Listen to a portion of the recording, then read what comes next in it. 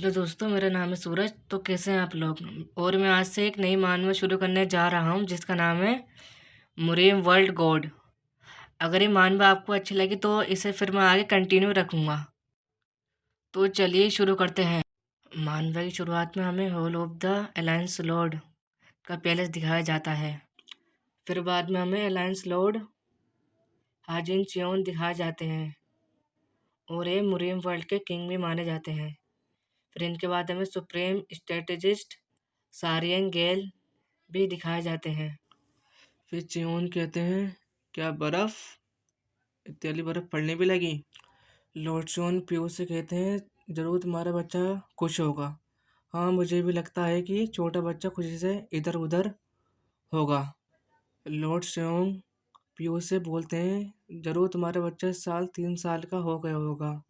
नहीं my Lord, मेरा बच्चा भी 3 साल का नहीं 6 साल का हो गया है। इनका नाम गार्ड पीयू बेक है। हे भगवान, क्या समय इतनी तेजी से चल रहा है, मुझे तो पता ही नहीं चला। माय लॉर्ड, आपने मुझसे कुछ दिन पहले ही ये वाला सवाल पूछा था। फिर चियांग कहते हैं, अजीब है, आजकल ऐसी चीजें मेरे साथ अक्सर होती रहती हैं। खैर, मुझे पीयू के बच्चे के लिए कुछ नए कपड़े खरीदने चाहिए। वह दूसरों से बढ़कर इतने सालों से मेरे साथ खड़ा रहा, लेकिन मुझे तो पता ही नहीं पीयू का बच्चा लड़का है या लड़की। माय लॉर्ड, क्या आप ठीक हैं? माय लॉर्ड, क्या आप ठीक हैं? पता नहीं, मुझ पर उम्र हावी हो रही है। बकवास है माय लॉर्ड, आप पहले की तरह ही स्वस्थ हैं। बहुत समय बीत गया, 40 साल पहले। तो लॉर्ड शोंग कहते हैं, मैं कैसा पर्सन हूँ? माय लॉर्ड, आपका क्या मतलब है? यह असी ने कहा है। मैं जानना चाहता हूँ कि मैं क्या आप मुझे किस नज़र से देखते हो? क्या मैं मार्शल आर्ट रियल में सबसे महान था? क्या मैं सच में महान था या नहीं? तो बाद में हमें कहानी सुनाने वाला बताता है, हांग सेओंग, जब मैं 29 साल का था तब मैंने master of sword, master of blade और सुप्रीम फिस्टर को घुटनों पर ला दिया था, जिसके बाद उन्होंने मुझे यही नाम दिया था। ग्रेट मार्शल आर्ट अलायंस की स्थापना के बाद मैं अपने तीसरे दशक में अलायंस लॉर्ड नामित होने वाला पहला व्यक्ति था। दोस्तों, यहाँ पे नामित का मतलब होता है बनाने वाला। इस टाइटल को मैंने पाने के बाद मैंने कई सालों तक लड़ाई की और मैंने इविल सेक्ट वालों को हराया और मैंने बुराई को नष्ट किया। 13 रास्तों को मिलन टुकड़े कर दिया और डीमन सेक्ट वालों का मैंने अंत किया। आखिरकार मैंने अलायंस की लंबे समय से चली आ रही इच्छा पूरी की। मैंने राज्य में शांति तो लाई, लेकिन हमारे भी दुश्मनी पैदा हो गई। इसके बाद और जो लोग ताकत पाने की चाहत में थे, उन लोगों ने मेरे खाने में जहर मिलाया और रात को मुझे मारने के लिए कातिल भी भेजे। इसके बाद इसके बाद मैं फिर भी बच गया, लेकिन मैंने उन लोगों को जान से मार दिया और इसके बाद लोग मुझे ब्लड कमांडर लॉर्ड बुलाने लगे। और क्योंकि मैं किसी भी गद्दार को मारने से पहले मैंने किसी पर मर्जी नहीं करी, इसलिए इसलिए मैं सजा देने वाला गॉड भी बन गया। फिर हमारा सीन शिफ्ट होता है अलायंस हॉल में। आप मार्शल आर्ट की दुनिया के पूर्ण शासक और धार्मिकता और युद्ध शक्ति का प्रतीक हैं, और आप मार्शल आर्ट की दुनिया के अवतार भी माने जाते हैं। क्या आप ठीक है माय लॉर्ड? नहीं, मैं ठीक हूँ। आप तुम जा सकते हो। पीयू, तुम अपने कई दिनों से घर भी नहीं गए। मुझे बचाने की कोई जरूरत नहीं है, तुम जल्दी से अपने घर जा सकते हो। मार्शल आर्ट की दुनिया का अवतार। फिर यहाँ पे कहानी सुनाने वाला बताता है, मुझे लगता है कि एक मार्शल आर्टिस्ट के रूप में इतना कुछ हासिल करने के बाद भी मैं इससे ज़्यादा कुछ नहीं पा सका। हालांकि मैं हालांकि मैंने बहुत ज़्यादा अपना जीवन जी लिया है, लेकिन मैं अरे, ये कि मुझे क्या हुआ? मेरे दिल में सीने में दर्द क्यों हो रहा है इतना? ये सब क्या हो रहा है? मैं क्या मैं मर रहा हूँ? क्या मैं मर चुका हूँ? क्या सच में मर चुका हूँ मैं कहाँ हूँ? मुझे जड़ी बूटियों की खुशबू क्यों आ रही है? शायद कोई मुझे अस्पताल में लाया होगा। क्या मैं बेहोश हो गया? प्रेम स्ट्रेटेजिस्ट की लड़की शायद मुझे अपनी सेहत की अनदेखी करने पर लेक्चर देगी। मुझे यकीन नहीं हो रहा कि मैं सच में बेहोश हो गया था। हालांकि मुझे सबसे ताकतवर इंसान माना जाता है, लेकिन ये जगह कौन सी है? लेकिन मेरा स्पिरिचुअल कंटेंस खाली क्यों है? शायद मुझे की फैलाव वाला किसी ने पॉइजन दिया है। नहीं, ऐसा नहीं हो सकता। उस तरह का पॉइजन मुझ पर काम नहीं करेगा। ये लोग कौन है जो मेरे सामने खड़े हैं? क्या तुम उठ गए? मेरे प्यारे बच्चे, तुम उठ गए? लेकिन आप लोग कौन हैं?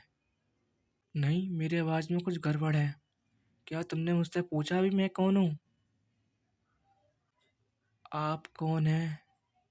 कोई मेरे प्यारे बच्चों को संभालो। अरे, तुम्हें घुटनों का बल बैठकर मुझसे माफ़ी मांगनी चाहिए। आप कौन हैं? मैं तुम्हें अभी बताती हूँ।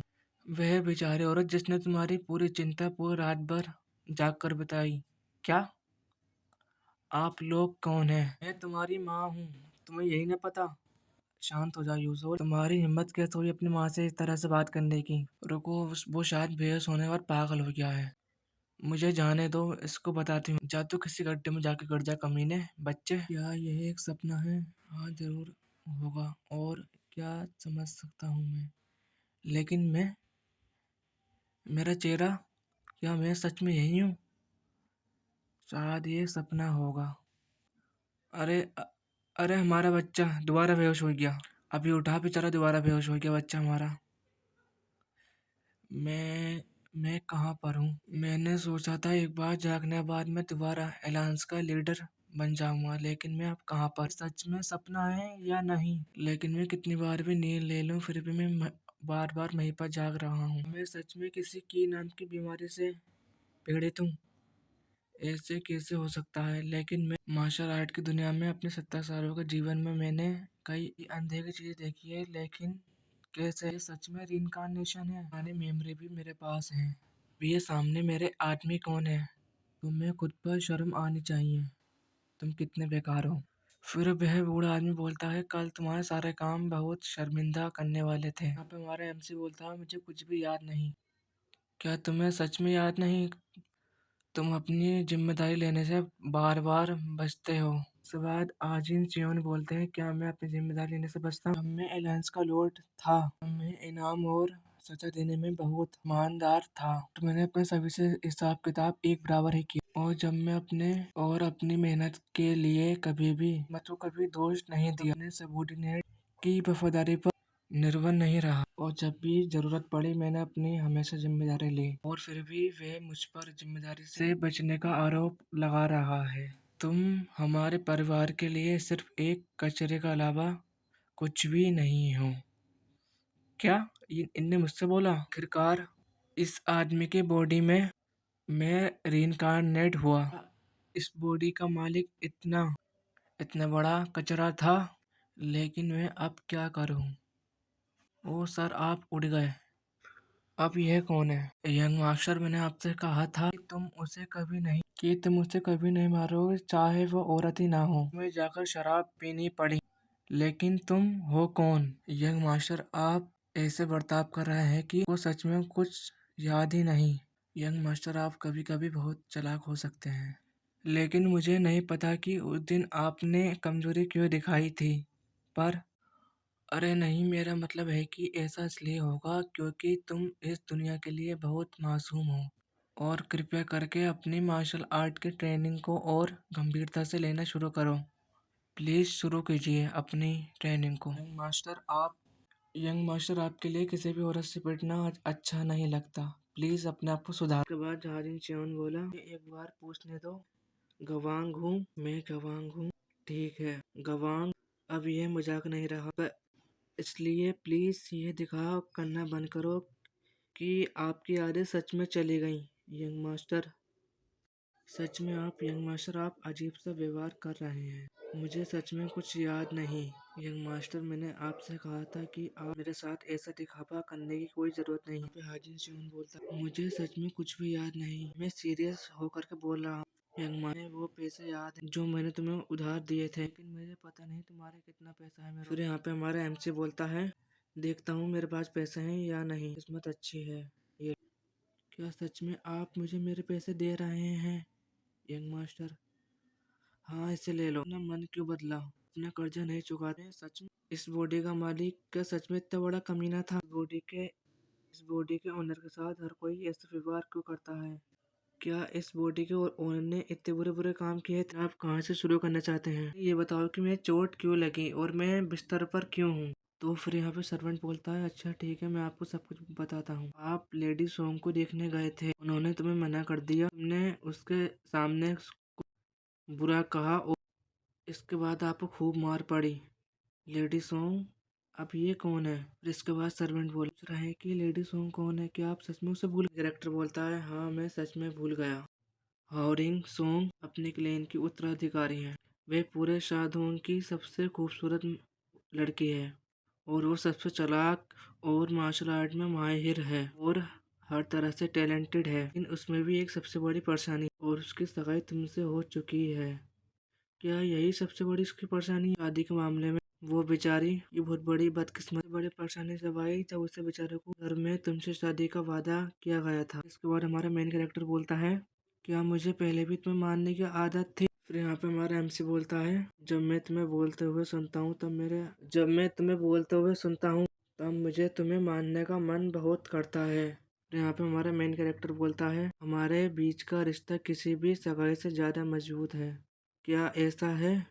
उस बूढ़े आदमी ने मुझसे बोला, तुम हमारे परिवार के लिए एक कलंक हो। फिर यहाँ पे सर्वेंट बोलता है, एक धोखेबाज जुआरी के हाथों के ठगे जाने के बाद आपने बहुत सारा पैसा कमा दिया और आपने एक लड़के को भी बहुत सारा पैसा दिया था। प्यार में आप फंस गए थे। फिर यहाँ पे सर्वेंट बोला, आप नशे में झगड़ने लगे, घर से भाग गए क्योंकि आप मार्शल आर्ट की ट्रेनिंग नहीं करना चाहते थे। फिर यहाँ पे हमारा एमसी बोलता है, इस आदमी की बॉडी की माँ मेरे सिर में एक बार मारने के बाद रुक गई। भले ही इस बॉडी के मालिक की माँ कैसी भी हो, लेकिन वो फिर भी इससे बहुत प्यार करती है। फिर यहाँ पे हमारा एमसी बोलता है, तुम मुझे कैसे इंसान समझते हो? क्या मैं आपको खुलकर बता सकता हूँ? मुझे बताओ। आप एक नंबर के बेकार इंसान हैं। उस दुनिया में लोग मुझे मार्शल आर्ट का अवतार मानते हैं। फिर यहाँ पे हमारा एमसी बोलता है, सच में मुझे एक नई जिंदगी मिल चुकी है। प्लीज़ अगले चैप्टर के लिए कमेंट करें। चलिए फिर मिलते हैं दूसरी वीडियो में। Thanks for watching.